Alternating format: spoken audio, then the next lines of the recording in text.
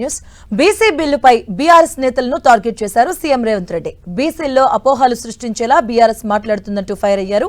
BRS రాజకీయ ఆరోపణలు కాకుండా సూచనలు చేయాలన్నారు. బీసీ బిల్లుతో గంగులు సంతోషంగా ఉన్న ఆ పార్టీ అగ్రనాయకులు మాత్రం అసహనంతో ఉన్నారంటూ సెటైర్లు వేశారు. బీసీ ఎస్సీ మైనార్టీలు ఒకరికొకరు కలవకుండా కల్వకుంట్ల కుటుంబం చూస్తుందంటూ ఆరోపించారు. ఇప్పుడు గంగుల కమలాకర్ గారు మాట్లాడింది చూడండి అధ్యక్ష. 42% రిజర్వేషన్లు బలహీన వర్గాలకు వస్తే మొదటి వరుసలో గంగుల కమలాకర్ సంతోషంగా ఉంటాడని చెప్పిండు. వాళ్ళ నాయకుడు చంద్రశేఖరరావు, వాళ్ళ నాయకుడు తారక రామారావు, వాళ్ళ నాయకుడు హరీష్ రావు సంతోషంగా ఉంటాడని చెప్పలే. ఆయన స్పష్టంగా చెప్తున్నాడు.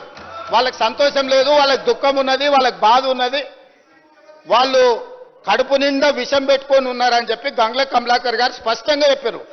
నాకు కూడా తెలుసు గంగుల కమలాకర్ గారు అభినందిస్తారు దీన్ని. కానీ ఆయన బాధల్లా వెనకాల కూర్చొని నడుపుతున్న ఆయన సమస్య.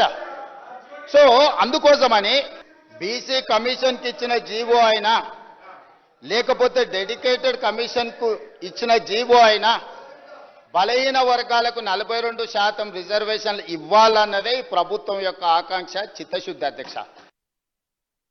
అదేవిధంగా గంగుల కమలాకర్ గారు ఇంకొక మాట అన్నారు. ఢిల్లీకి అఖిలపక్షాన్ని తీసుకెళ్తా అన్నారు, మీరు అఖిలపక్షాన్ని తీసుకెళ్లలేదని. అధ్యక్ష, 5 సార్లు ప్రధానమంత్రికి నేను లేఖ రాసిన. దీనికి సంబంధించి మేము ఢిల్లీకి రావాల్సి ఉంది, మీరు ప్రధానమంత్రికి అపాయింట్మెంట్ ఇస్తే మేము అందరం కలిసి వచ్చి మిమ్మల్ని కలిసి విజ్ఞప్తి చేస్తామని. ప్రధానమంత్రి మనకు అపాయింట్మెంట్ ఇవ్వలేదు అధ్యక్ష. ప్రధానమంత్రి అపాయింట్మెంట్ ఇవ్వకపోతే పార్లమెంటు జరిగేటప్పుడు ప్రధానమంత్రిని కేంద్ర ప్రభుత్వం మీద ఒత్తిడి తీసుకురావడానికి జంతర్ మంతర్లో మేము దీక్ష పెడితే, జంతర్ మంతర్లో ధర్నా చేస్తే దాదాపుగా 100 మంది పార్లమెంట్ సభ్యులు ఇతర రాష్ట్రాలకు సంబంధించిన వాళ్ళు వచ్చి తెలంగాణ బీసీ రిజర్వేషన్ 42కు మద్దతు పలికినరు.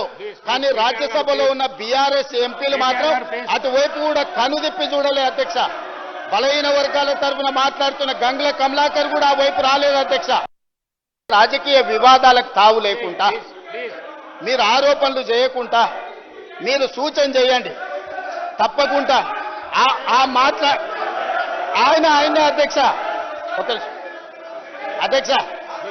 అధ్యక్ష ఆ వెనకాల గట్టిగా అరిసేట ఆయన కూడా ఆయనే అధ్యక్ష, ఆసోపతే. అందుకే ఆయనకి ఇష్టం లేదు, ఆయన కూడా అందుకే అట్లా అరుస్తున్నాడు అధ్యక్ష. కాబట్టి అధ్యక్ష అది కల్వకుంట్ల కాదు అధ్యక్ష, కల్వకుండా ఉంచడం అన్నమాట. ఎవ్వరు కల్వకుండా ఉండాలి. బీసీలు ఓసీలు కలవద్దు, ఎస్సీలు ఎస్టీలు కలవద్దు, మైనారిటీలు హిందువులు కలవద్దు. అది కలవకుండా చూసే కుటుంబం అధ్యక్ష, అది కలవకుండా కుటుంబం కాదు. కాబట్టి ఇప్పటికైనా ఈ బిల్లును చర్చ లేకుండా మన సభ అంతా ఏకగ్రీవంగా ఆమోదించి చేస్తే కేంద్ర ప్రభుత్వం మీద ఒత్తిడి తీసుకురావడానికి ఉంటుంది. ఈరోజు గుదిగ పండుగ మారిందే 2018లో టీఆర్ఎస్ పార్టీ తీసుకొచ్చిన 50% పరిమితి చేసిన రిజర్వేషన్ల చట్టమే ఈరోజు గుదిబండగా మారింది స్థానిక సంస్థలల్లో. అదేవిధంగా మున్సిపాలిటీస్లో కూడా ఆ నిబంధననే మనకు అడ్డంకిగా మారింది. ఈ 3వ మున్సిపల్ ఇప్పుడు పెట్టిన సవరించిన బిల్లులు కూడా ఆమోదిస్తే ఆ 50% అడ్డంకి తొలగిపోతే భవిష్యత్ కార్యాచరణ మొత్తం పకడ్బందీగా చేస్తాం అధ్యక్ష. నేను మళ్ళొకసారి మిత్రుడికి నేను మాట ఇస్తున్నా సభానాయకుడిగా, చిత్తశుద్ధితోని దీన్ని అమలు చేసుకుందాం. దీన్ని చిలువలు పలువలు చేసి మిమ్మల్ని మీరే అవమానించుకోకండి ఒకరిని ఒకరు. ఎందుకు అనంటే వాళ్ళు బాగానే ఉంటారు. గంగుల కమలాకరు పొన్నం ప్రభాకర్ను అవమానించిన, పొన్నం ప్రభాకర్ను గంగుల కమలాకర్ను అవమానించిన, ఇది బలహీన వర్గాలకు సంబంధించిన ఆత్మగౌరవం అధ్యక్ష. ఈ సభలో ఒకరినొకరు మీరు విమర్శించుకొని ఇతరుల ముందు పలసన కాకండి.